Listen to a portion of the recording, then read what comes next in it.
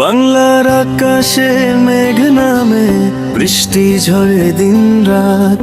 মানুষ দেখে সব কিছু, তবুও করে না চিন্তা ভাবনা একটু।